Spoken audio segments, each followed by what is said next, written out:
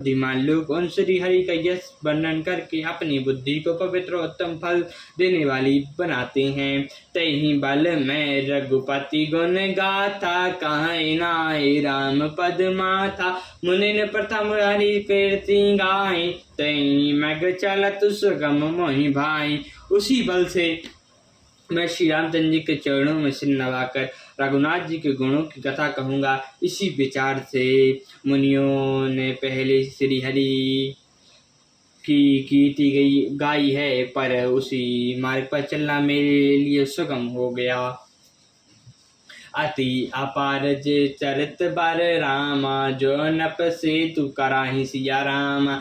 चली पिपले परम लघु रामा, बिनु श्रम पराही जाहि सिया रामा। जो अत्यंत बड़ी श्रेष्ठ नदियां हैं, यदि राजा उस पर पुल बंधा देता है तो अत्यंत छोटी चींटियां भी उस पर चढ़कर बिना ही परिश्रम के पार चली जाती हैं। यही प्रकार बल मनहि दिखाई, करौ रघुपति कथा सुहाई।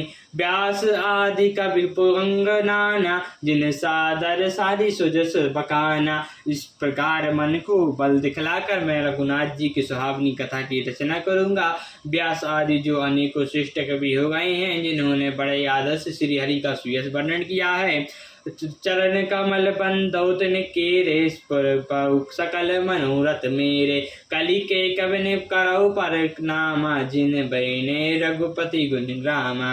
मैं उन सब के चरण कमलों को प्रणाम करता हूँ, वे मेरे सब मनोरथों को पूरा करेंगे। कलयुग के भी उन कवियों को मैं प्रणाम करता हूँ, जिन्होंने रघुनाथ जी के गुण समूह का वर्णन किया है। जे प्रकृत कपि परम सयाने, भाषा जिन हरि चरित बखाने। बैजे अजहि होई आगे, परंतु सब ही कपट सब त्यागे। जो बड़े बुद्धिमान प्रकृति कवि हैं, जिन्होंने भाषा में हरि चरित्र का वर्णन किया है, जो ऐसे कवि पहले हो चुके हैं, जो इस समय वर्तमान है और जो आगे होंगे, उन सबको मैं सारा कपट त्याग कर प्रणाम करता हूँ।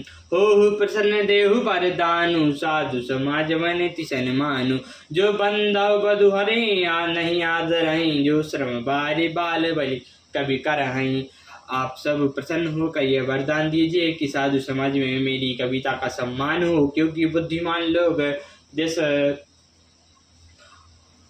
कविता का आदर नहीं करते, मूर्ख कवि उसकी रचना व्यर्थ परिश्रम करते हैं।